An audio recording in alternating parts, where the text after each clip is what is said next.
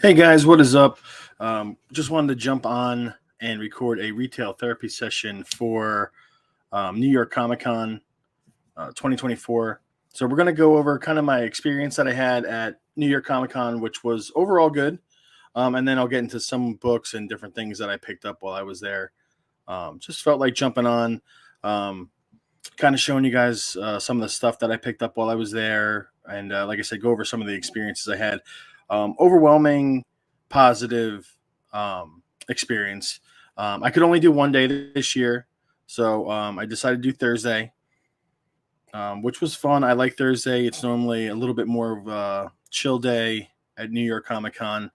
Um, I think in the future I would probably do at least 2 days. I've done the full 4 days. It can be a little stressful. I'm in New Jersey, if you don't know, so I travel into the city for New York Comic Con, which is nice that I can do that. I can come home, sleep in my own bed. I know that's not a luxury that everyone gets, but it is a long day.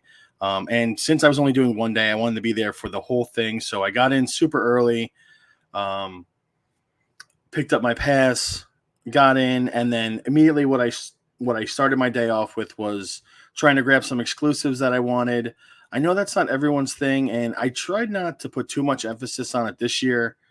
I just wanted to pick up a couple things that I had my eye on. Some stuff, it was just gone. It was gone before it was gone before the doors even opened. Just the way it is now, which is okay. You know, it's not the end of the world. But I didn't want to spend a ton of time on lines, being that I was only doing one day. Um, so I kind of had to pick and choose what I was going to grab while I was there, and I'll go over all that stuff when I'm showing the books in a little bit. Um, and then the first big thing that I had up was I sat for the Penguin panel, the HBO Max series, which has been amazing. The panel was really great. They showed a lot of clips from, I think it would be episode 6, um, but the full cast was there. The head makeup was there, so you got to really kind of understand what they go into with the Penguin, um, and all the makeup and prosthetics that go into it, which was really neat and fascinating. I believe the producer was there and the writer. I can't remember exactly, but Colin Farrell was there also. It was just really cool. I've really enjoyed that show, so it was definitely something I wanted to check out. I try to mix it up when I go to these things, especially the big cons where it's like I don't want to spend all my time just focusing on exclusives or signatures or only panels. So like I said, just doing the one day, it was a big mix this time. Whereas like normally I might spread things out differently over 4 days, whereas one day I just kind of had to mix everything all together. So after that, I focused on some signatures, kind of just exploring the con. There's always some really great displays. Anime displays are always awesome at New York Comic Con.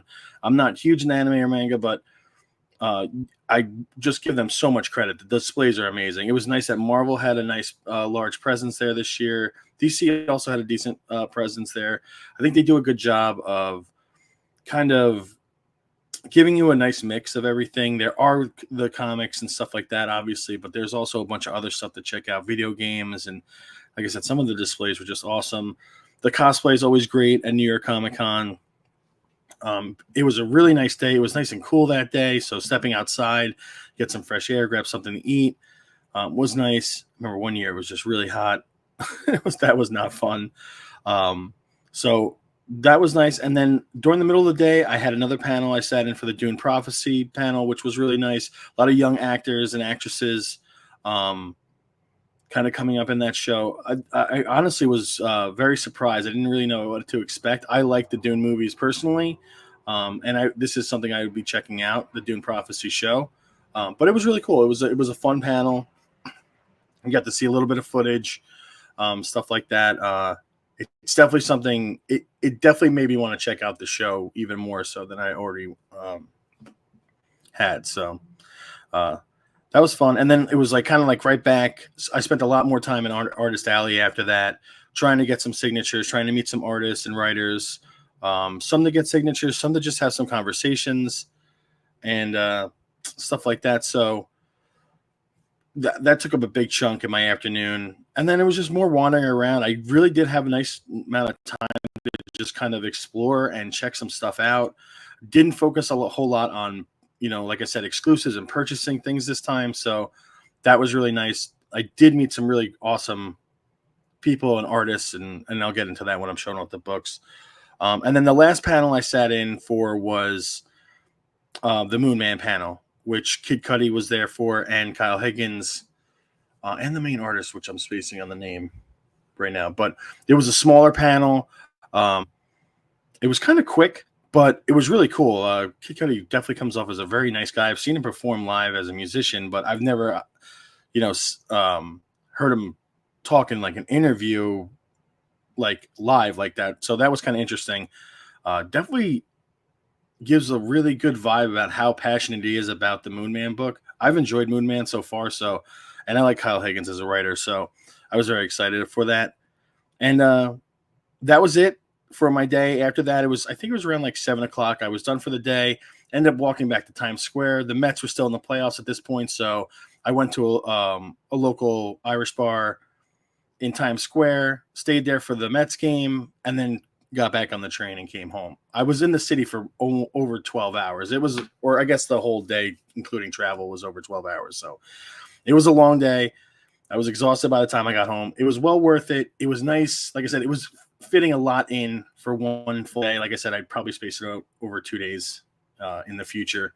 One day was just a little too much. But like I said, I had a really great time. I think New York Comic Con has kind of gotten back to where it was at one point. I don't know. I left with a overwhelmingly positive vibe from this con. So, which was nice because a couple of years ago that was just not the case, unfortunately. But anyway, we'll get into some books that we grabbed there, or some signatures and things like that. So first up, we have the Silk #2, Rose Besh.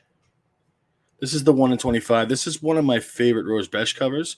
I always enjoy talking to her. She's super nice. I love her signature. And like I said, this is one of my favorite covers from her. It is a very nice book, very high grade. So we'll see. We might be sending this one in. Not quite sure. But I knew it was something I wanted to get signed by her. So glad we did. And like I said, yeah, it's just one of my favorites from hers. I love the bubble tea that she's drinking. I love the design of this. So I was very pumped about that. And then we got the Superman #16. This is the Villalobos Zatanna cover, which we had him sign.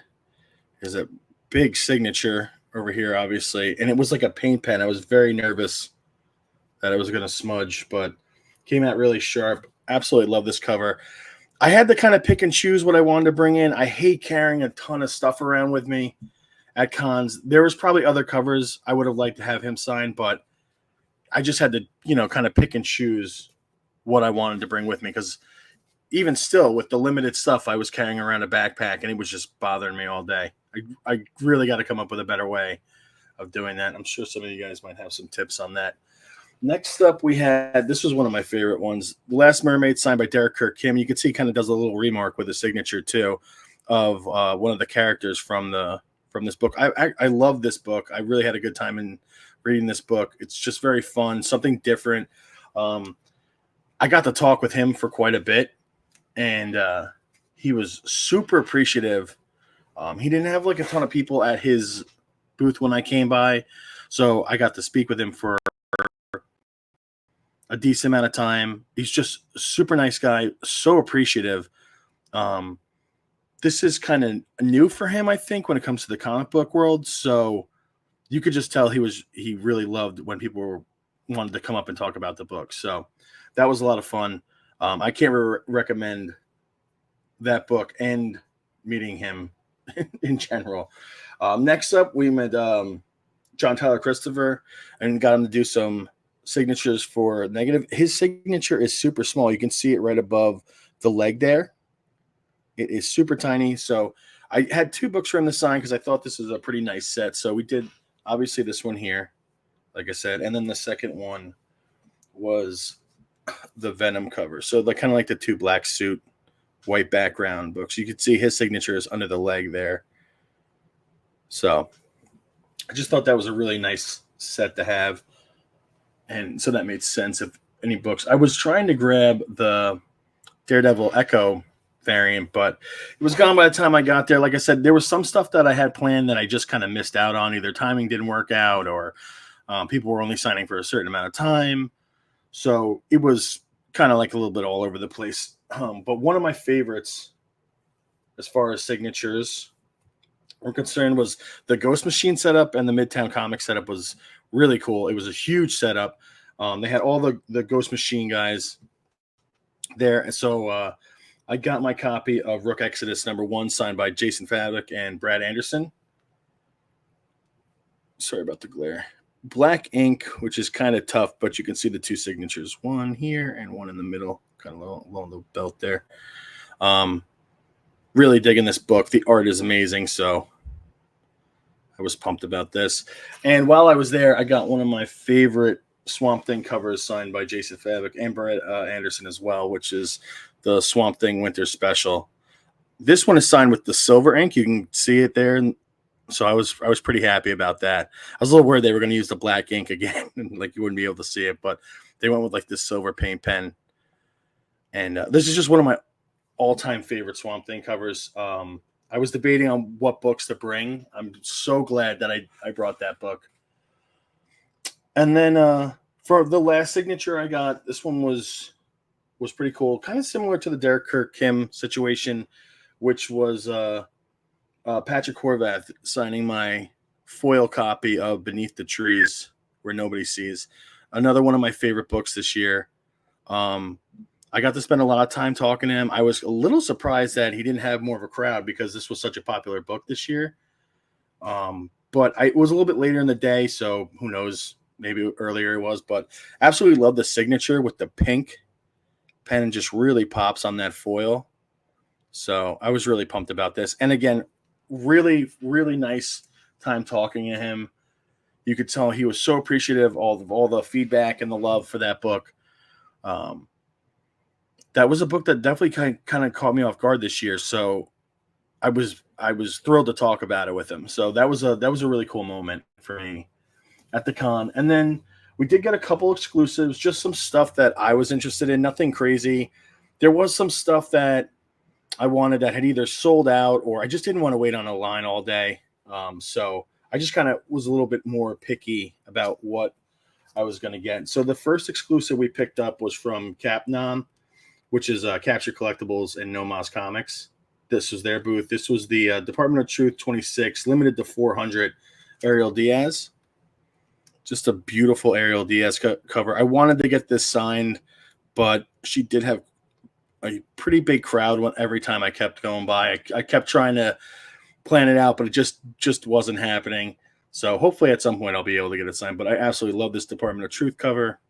Love Ariel Diaz's work. We do have one more from her. This was the Boys issue 1. This is the foil variant for Ariel Diaz, limited to 200. This was the Carnivore Comics exclusive. Beautiful foil, limited to 200. Again, Ariel Diaz on the art. So just thought this was really cool. Carnivore Comics had some really nice prices on their books. They weren't like price gouging the hell out of people, which is always nice. And this was just one that really stood out, limited to 200. And like I said, it was pretty reasonable. So something I grabbed. And then grabbed 2 other books from the Capnom booth, which was the Lyrics Lee Street Fighter exclusives. This is the swimsuit special. This was the Chung-Li. And she was also signing at the time, so I had her sign it down here. And we also picked up the joining set, the Cammy as well, signed by her in the red down there in the corner. And we got to speak with her for a little bit. She was such a sweetheart. She was so nice. We were talking about other artists that she was excited to see there. It was a really cool conversation. She's definitely been someone that I've kind of had my eye on as far as covers for quite a while now. this past year. We were talking about her Jubilee Dead X-Men 1 in 25 cover, which is one of my favorite Jubilee covers. She was really, really sweet to talk to. I had a great time getting those books signed. I had a great time overall, guys. Kind of left me wishing I had done more days, but as far as doing one day, I really did have an awesome time. I can't complain. I know I've spoken to some other people, definitely left me with an itch about getting to some more cons and maybe traveling and seeing some other ones in different areas. And we'll see what we can pull off this year, or in the coming year. But yeah, New York was a great time. I'm sure it was a mixed reaction for certain people and different days and stuff like that. But for me personally, in my experience, it was an awesome day. So there you have it, guys. That is retail therapy session number 3 with your host, Conley Comics, aka DJ Steam. Thank you guys for watching. Be sure to like, subscribe, follow, all that good stuff. Check out the Instagram page. Check me out on Whatnot. Be running shows mostly, usually every Friday. So stop in if you can. And yeah, guys, as always, happy hunting.